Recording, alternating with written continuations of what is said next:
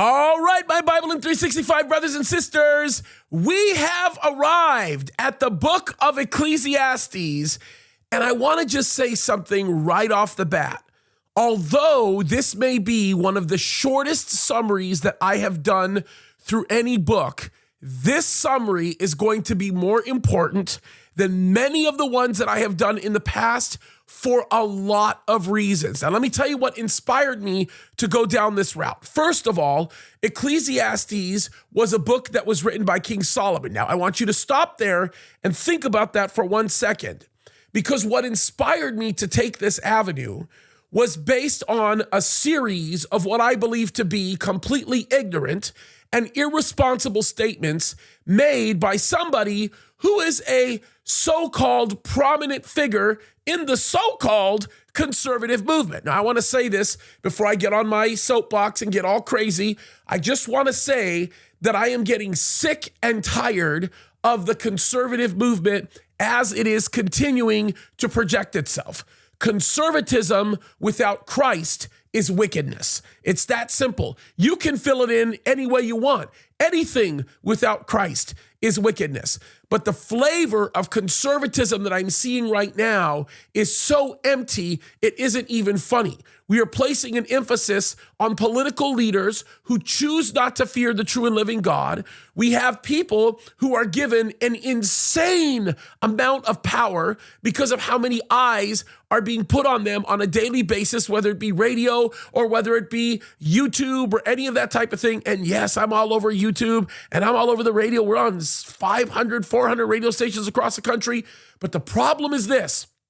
There's a lot of people who call themselves conservative who are letting the fact that God has given them notoriety get to their heads. And as a result, they are making crazy statements. Now, what inspired this one was a person who basically said that the Star of David is in essence a satanic symbol, and went so far as to say that King Solomon actually practiced wicked satanic things. Now, undoubtedly, the purpose for this and the reason why these things were being said was very anti-Semitic in nature, and I want to sort of just leave it at that. But it was also based in a lot of lies that the devil has communicated over the years. Now, James, you might ask, why are you bringing all this up? And why are you pointing this out? Because the book of Ecclesiastes completely spits in the face of anybody who would say that King Solomon was a wicked man, or King Solomon was a man who worshiped false gods, or was a man who gave himself to the practice of witchcraft. And I want to make myself clear when I say this, because Ecclesiastes is such an incredible book in that you will see a lot of struggling that King Solomon went through, because King Solomon was a man who had literally seen everything there is to see in life. He was the wisest king that ever ruled. He was the richest man to this day, even in tangible terms in the days in which we live. He was the richest man to ever rule any nation in the world in human history, and nobody will come close. I mean, this was a man who had money that amounts into the trillions today. This was a man who saw everything and was blessed by God in every way. And the rule that he had when he ruled over the unified nation of Israel was more significant than virtually any rule that you can think of. He was the one who was responsible for building the temple. He was the one who was responsible for the immense amount of prosperity and wealth that took place in the nation of Israel. And he was responsible for so many other things that had taken place. And this was because at the beginning of his rule, the only thing Solomon wanted was wisdom from the Lord. And God said, because you wanted wisdom and nothing else, I'm giving you everything else. And that is something spectacular. All right, so let's pay attention how he opens the book of Ecclesiastes. It's critical that you see it. And then I want you to see how he closes it. And we are going to get into a very important aspect of this book, which will become the summary of the matter. But I want you to see this first. Look what he says in verse 1 of Ecclesiastes 1. He says, the words of the preacher, the son of David, king in Jerusalem. Vanity of vanities, saith the preacher, vanity of vanities, all is vanity. What profit hath a man of all of his labor which he taketh under the sun? I can read through the rest of this book to you from beginning to end, and you will see a recurring theme. All is vain. Everything is vain. Nothing matters. Literally nothing matters. Now, if you stopped it at that conclusion, it would be helpless. It would be hopeless. It would be painful. There would be so much depression associated with this book, but the conclusion of the matter is so much more substantial than what the matter actually is. Let me read to you how he ends this book. This is what he says in chapter 12. Verse 13, he says this. He says, let us hear the conclusion of the whole matter. What's the whole matter? Everything that he pontificated about in the whole book. He says, let us hear the conclusion of the whole matter. Here it is. Fear God and keep his commandments, for this is the whole duty of a man. For God shall bring every work into judgment with every secret thing, whether it be good or whether it be evil. This book was written at the end of King Solomon's life. And I want to talk to you about something critically important before we get into what's in between all of these chapters, and that's this. Solomon clearly was a man who loved God.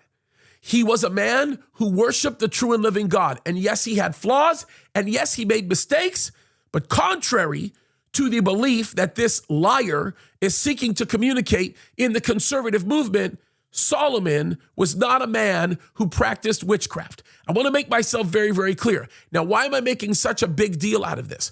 I'm making a big deal out of this because you need to understand that Solomon was exposed to everything that you can possibly imagine, and yet his conclusion was very simple. His conclusion was, fear God, keep his commandments, and this is the whole responsibility of man. In other words, our whole responsibility is to fear God and to obey him, and that God was going to take every work that we've done and he's going to bring it into judgment. And once you understand the conclusion of the matter, then everything that's in between the very beginning and the very end of this book become even more substantial and more critical, because all it does is it enforces the initial conclusion, the thesis, and then it completely supports and helps understand the conclusion of the whole matter. So let's take a look at what's in between all of this. When you look at chapters 1 through 4, this is literally Solomon talking about everything under the sun being vain, vain, vain. I did this, it was vain. I did that, it was vain. I saw this, it was vain.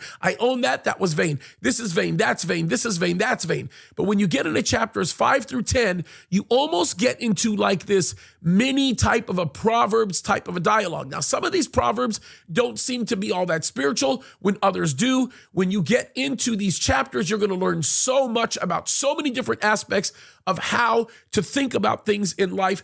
I specifically love chapter 10 of Ecclesiastes. In my opinion, I think chapter 10 is probably going to be my favorite besides chapter 12. And I will tell you, there's so much you can learn about work ethic, so much you can learn if you're seeking to start a business or learning new things about things that are happening around you, whether it be in school or whether it be in a new environment where you're experimenting with trying to understand or learning something that you're making yourself aware of. Chapter 10 is the place to go. And then, of course, when you get into chapter 11 and 12, that's where you begin to see the up-ramp into what Solomon's ultimate answer is and the conclusion to the fact that everything is vain. So, folks, this is a great book. Let it impact you. Let it change you. Let it transform you. It is everything that it's cracked up to be, and you will be blown away. Now, there is one other thing that I want to say about this book, and that's this.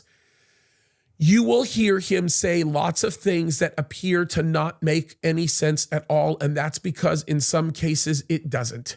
That's because in some cases you are seeing Solomon writing things while he's in the midst of struggling over a series of issues, and the type of pontificating that he's doing is based on a philosophy that he's trying to develop his sort of his way through all of this along life, only to realize the very end. So the conclusion of the matter is to understand what he says at the very end of the chapter, and it begins to make sense through all of it. Now, my recommendation to you is that you go to jamescadiz.com, you listen to my whole teaching through the book of Ecclesiastes. You'll be blown away. You'll be blessed. It's a great book. You'll get into it. You'll enjoy it. And I can tell you this right now, it absolutely will change your life. By the way, I'm excited about how well you guys are doing. We're in the month of August. We've got an incredible Q&A coming up at the end of the month. And I know we'll have some questions from this book. All right. God bless you guys. Keep fighting the good fight.